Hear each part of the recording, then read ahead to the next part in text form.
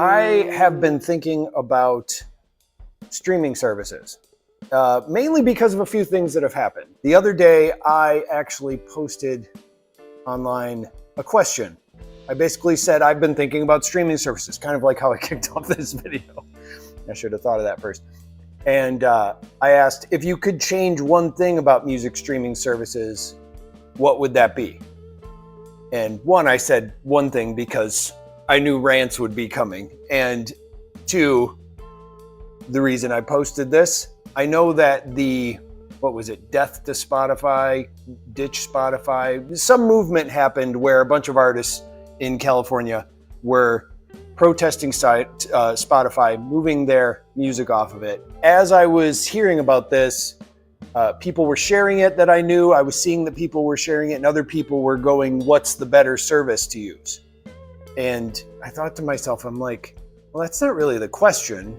I mean, if we think about it, so one of the things people say is what streaming pays. And what streaming pays across the board is 0.0001% of, regardless of which one, there are different numbers, but they all pay that.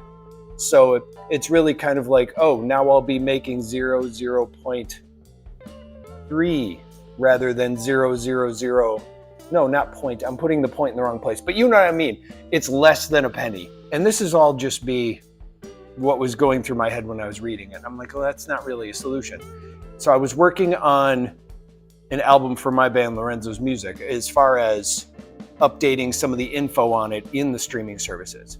And as I was doing that, thinking about that fraction of a cent cost, to even put your music on any of these streaming services, you have to use a dedicated third-party app. And this is what prompted my question, because that was my first question. That was my first problem with it. My problem is everybody talks about the royalties, but nobody talks about the fact that I can't just go, hey, Spotify, here's my new song. Hey, Apple Music, here's my new song. I have to go to something like DistroKid or Landr, or there are, and those basically are approved distribution services for getting your music on streaming services. You don't go to Spotify, you have to find an approved Spotify host. Now here's the thing. So you upload that, you put your information on it, you say, here's my song, here's the album art, here's all this stuff.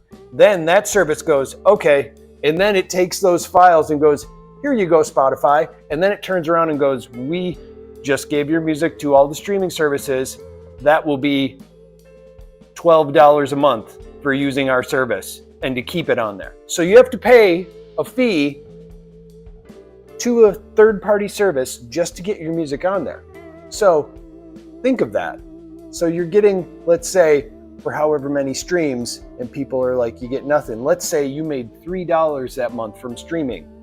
You paid $12 a month for uploading it through that service. Now, I'm not saying Spotify would never charge you for uploading it. They absolutely would. But why am I using this third-party service regardless? And also, maybe that is so people don't realize, like, wait, I'm paying Spotify this much to get $5 back?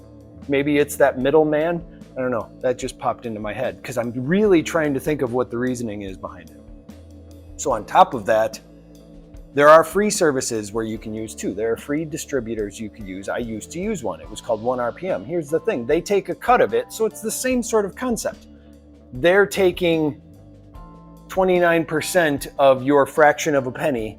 So when that adds up, they're taking money from what you could be making, but you're not paying to upload it. You're uploading it for free. You see how this gets confusing? That's why I wanted to ask this question. What would be what you want to change? And for me, right now, where I'm at is I would get rid of third-party services, but that's not the solution. That was just the first thought in my head while I was seeing this whole ditch Spotify. That's why I'm talking about this. I want to talk about more. I have all these answers to the question that I received, and I want to discuss each one of them. I don't have a solution for any of them. I just want to start this dialogue. I'm just talking about streaming right now. We'll move into other subjects and how music is shared and listened to and found as we go on. But I want to focus on one. I don't want to think of it as a whole. And also, This is just to start a dialogue. This is just to kind of start thinking out of the box. This is just to go like, maybe something will pop into mind that makes this more of a better way to go, another way to go. Because right now it's all the streaming services do different thing or do the same thing.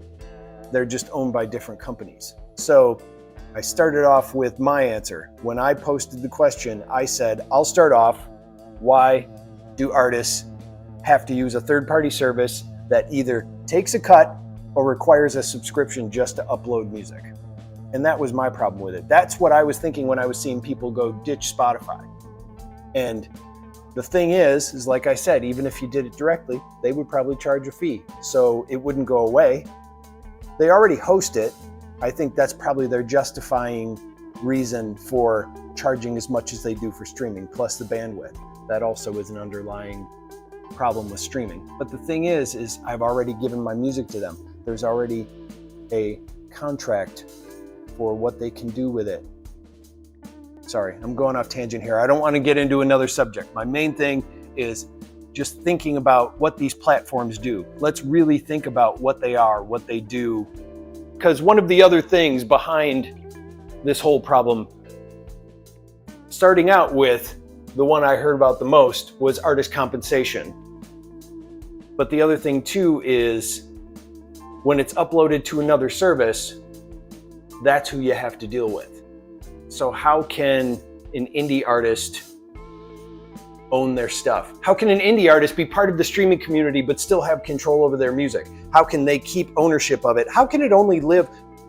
What if it was the artist kept the music, but a streaming service was allowed to use it? See, that's what I'm thinking. That's probably a bad idea. It's probably got tons of flaws, but I want to think like, what's the other option? Why do we keep giving our music to other parties to try and have them do something with it? So as I said, I mean, I'm not solving anything. I'm just thinking about it because it popped into my mind. It pops into everybody's mind. So what would the solution be? I don't know. What should we do? I don't know. But I asked a question and I got a lot of answers. And I guess I just want to go over each one and see if anything pops into mind. Because I know every musician has an opinion about this. I don't think there's one musician that doesn't have an opinion about it, because it's how our own music is being used, listened to, consumed, found. So I guess just thinking out loud about it, maybe something will come into mind. But that's all I have for now. I figured I would just start by going over the question that I had, and I'll go over some of the other questions soon.